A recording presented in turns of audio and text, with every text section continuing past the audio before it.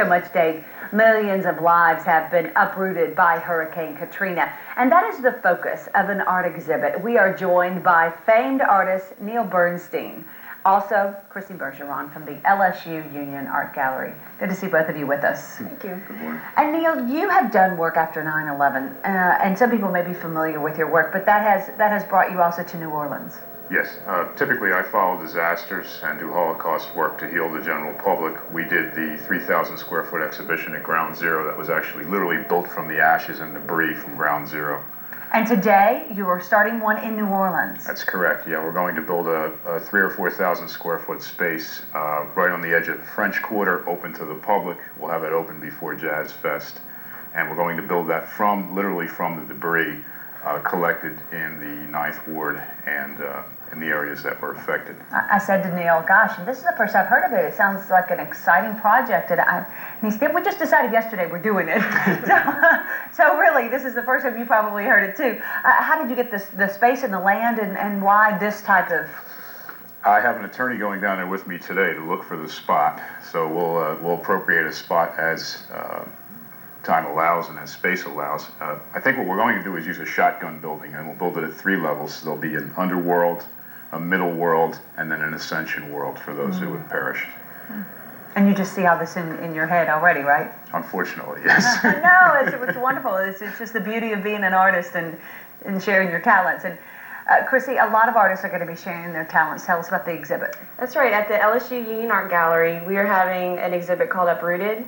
It's an invitational to Louisiana artists who reside in the areas affected by the hurricanes, like Neil, many of whom have unfortunately lost their homes or studios and a lot of their artwork. So this is a chance for them to exhibit their works and possibly to sell their works. And in the spirit of helping, the gallery has opted to waive the commission on any work sold from this exhibit, so that 100% of the purchase price will go directly to the artist. And Neil, I did not mention, but you had a home in New Orleans that you too, you lived between New York and New Orleans, and yours was wiped out as well.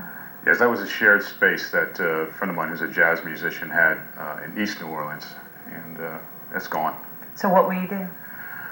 Well, what I'll do is what I usually do. We'll rebuild, and we'll try and appropriate a space for the public to come and heal, and we'll try and get as many people involved down there as we can and build a memorial and a monument so that people can process some of this. You know, there's an old saying that no art can be made after Auschwitz, which is untrue. The piece that we did at Ground Zero had 650,000 people in 2 months come through it, and they were literally on their knees praying, and it opened up a dialogue for those who were affected by the event that was unlike anything else that happened down there. And we did it without permission because unfortunately we could not get consensus to do that. But the support that the community rallied behind that was amazing, and it went from there to South Africa, and now it's traveling all over the world. Neil, great to see you. Glad you're here. Glad you're part of the rebuilding process. Thank you. Thank you so much. And the healing process. Chrissy, good to see you too. Thanks so much. Thank you. If you want more information on this, head to today's TuneIn page, totheadvocate.com.